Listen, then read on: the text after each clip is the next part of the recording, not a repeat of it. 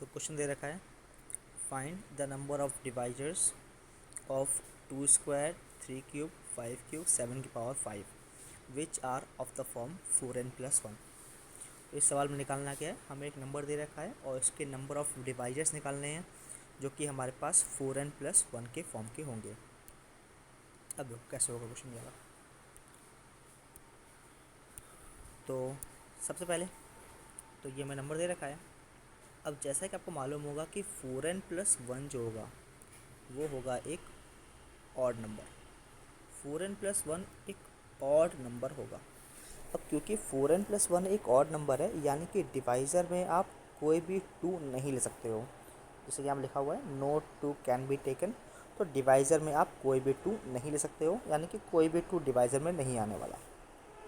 तो ये बात क्लियर हो गई होगी कि डिवाइज़र में कोई भी 2 नहीं आएगा। अच्छा, बात करें 5 की, तो 5 की पावर n, जैसे कि आपको लास्ट वीडियो में बताया गया था कि 5 की पावर कुछ भी करो उससे आप डिवाइड करते हो 4 से, तो रिमाइंडर ऑलवेज़ 1 आता है।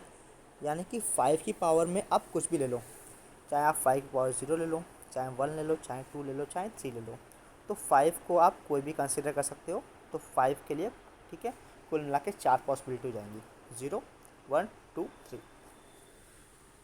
अब सवाल आता है 3 की पावर 3 और 7 की पावर 5 का। अगर 3 की पावर n की बात करें तो कितना होगा, तो 3 की पावर कोई भी पावर है, 3 की पावर n अगर इसे डिवाइड करते हो आप किससे, 4 से, तो क्या आएगा, जैसे कि 3 × 3 × 3 × 3 करते हो क्या आएगा। इस वाले 3 को डिवाइड करेंगे रिमाइंडर -1, इसको डिवाइड करेंगे -1, इसको डिवाइड करेंगे -1, ये सारे माइनस में मल्टीप्लाई होंगे। तो कुल मिला के जितने हमारे पास 3 लिखे हुए हैं, रिमाइंडर कितना आएगा, -1 की पावर n। सेम केस बनेगा 7 के साथ में। 7 को जब डिवाइड करेंगे हम लोग 4 से, तो 4 दूनी 8, तो इस केस में रिमाइंडर आ जाएगा -1, तो -1 की पावर हो जाएगा के क्या है, जितनी 7 की पावर लगी होगी। अब देखो, तो अगर हमारे पास 3 की पावर में इवन नंबर आएगा तो रिमाइंडर +1 आएगा, 3 की पावर में अगर ऑड नंबर होगा तो रिमाइंडर -1 होगा। सेम केस लगेगा 7 के साथ में। 7 की पावर अगर ऑड नंबर होगा तो आंसर आएगा -1, और 7 की पावर अगर इवन नंबर होगा तो आंसर आएगा +1। लेकिन ये दोनों मल्टीप्लाई में है, तो इट मीन्स रिमाइंडर कितना आएगा, तो 3 की पावर n इंटू 7 की पावर k, अगर इन दोनों का मल्टीप्लिकेशन करेंगे तो रिमाइंडर आ जाएगा -1 की पावर n + k। अब देखो, हमें पता है कि यहाँ से 2 तो उठाने नहीं वाले थे हम, ये 3 में से कोई नंबर उठने वाले हैं। अब 5 में तो कोई भी उठा लो आप।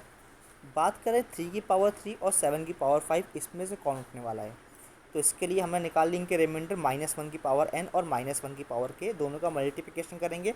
फाइनल रिमाइंडर जो होगा वो -1 की पावर n + k होगा। अब क्योंकि रिमाइंडर चाहिए होगा 1, क्योंकि 4n+1 टाइप का नंबर आने वाला है, तो रिमाइंडर चाहिए होगा 1। अब रिमाइंडर 1 कैसे आएगा, जब हमारा n + k हो जाए, n + k क्या हो जाए, ये एक हो जाए इवन नंबर।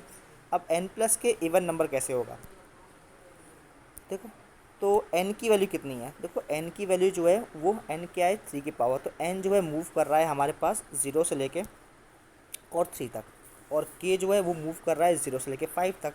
अब n + k चाहिए इवन नंबर, कैसे आएगा, पॉसिबिलिटी नंबर एक है, या तो दोनों को इवन ले लो या फिर दोनों को ऑड ले लो। अब 3 के पास पॉसिबिलिटी क्या है, 0 1 2 और 3, ये हमारे पास n की पॉसिबिलिटी है, और k की पॉसिबिलिटी क्या है, 0 1 2 3 4 और 5।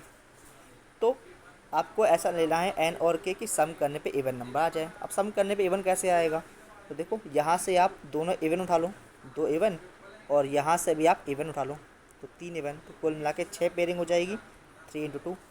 सेकेंड पॉसिबिलिटी क्या होगी कि आप n के वैल्यूज़ ऑड ले लो और k के भी ऑड वैल्यूज़ ले लो। n के ऑड 1 और 3, k के ऑड 1 3 5, तो कुल मिला के 6 पॉसिबिलिटी है इसकी। तो कुल मिला के n + k को इवन नंबर लेने की पॉसिबिलिटी हो गई 6 + 6 यानी कि 12। 5 को उठाने की पॉसिबिलिटी 4 थी, तो मल्टीप्लाई हो जाएगा, और इस प्रकार से 48 आंसर आ जाएगा। अच्छा, n + k को करना है हमें इवन नंबर, इसका हमारे पास एक तरीका और हो सकता है। देखो, आप एक काम करो, टोटल नंबर ऑफ पॉसिबिलिटी कितनी है, 3 को उठाने की टोटल पॉसिबिलिटी 4, 7 को उठाने की टोटल पॉसिबिलिटी 6, मल्टीप्लाई को 24। अब 24 पॉसिबिलिटीज़ में से क्या होगा, आधी पॉसिबिलिटी में क्या होगा, सम इवन आ रहा होगा, आधी पॉसिबिलिटी में सम ऑड आ रहा होगा। तो सीधे आपको चाहिए इवन पॉसिबिलिटीज़, तो सीधे 12 आंसर आ जाएगा, 12 × 4 करेंगे तो 48 आंसर।